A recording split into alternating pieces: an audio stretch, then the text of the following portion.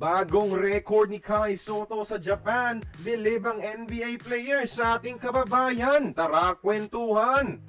Koshigaya versus Levanga Hokkaido, unti-unti nang nakakabalik sa dating performance si Kai Sotto, mga idol, kahit ka-matchup ang former third overall pick ng NBA draft na si Jahlil Okafor. 14 points, 11 rebounds, 5 assists, and 3 blocks ang ginawa ni Kaiju sa laro kahit talo.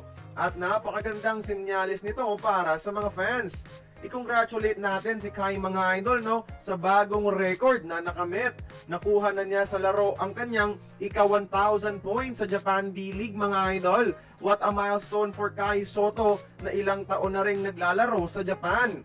Kasama na siya ngayon sa 1,000 point club ng buong B-League history. Last year niya pa sana ito nakuha, kaso nga lang nagka-injury. Pero ngayon, balik na at isang magandang milestone kagad ang bungad sa kanya. Sa mga matchup naman, mga idol, si Jahlil Okafor may sinabi tungkol kay Kai Sotto. Pakinggan nyo na lang ito. It was fun. It was really fun going against him. Somebody that's taller than me. He blocked my shot a few times, so it's always fun when I get to go against a bigger opponent. Basically, mga idol, sinabi ni Okafor na masayang ka-matchup itong si Kaiju. Sa buong laro rin, mga idol, siya ang tinaguriang highest rated player ng sikat na SofaScore. Ito yung kilalang digital sports platform na nagbabase sa real-time stats ng mga players. Merong rating na 8.1 si Kai Sotto, pinakamataas sa buong laro. Meaning, siya ang may pinakamalaking impact o positive contribution sa laro, mga idol. Ang sumusunod sa kanya ay si Papa Dwight Ramos na may 7.9 rating. Nakakatuwa na dalawang gilas main core natin yung pinaka-impactful sa larong may mga dating NBA players, mga idol, no?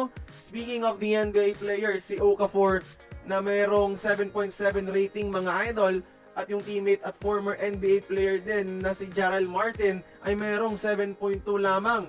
So dalawang Pinoy talaga yung pinakamagaling sa laro. May kalawang pa rin sa laro si Kai, mga idol, no? Pero unti-unti na rin nakakita natin ang progress ng kanyang recovery. Hopefully magtuloy-tuloy para sa second window ng FIBA, no? At ayun lang, i-congratulate nyo muna si Kai Sotto bago nyo sabihing hype yan, mga idol. Di ba kayo natutuwa o na-appreciate ang kanyang recovery at yung kanyang performance ngayon?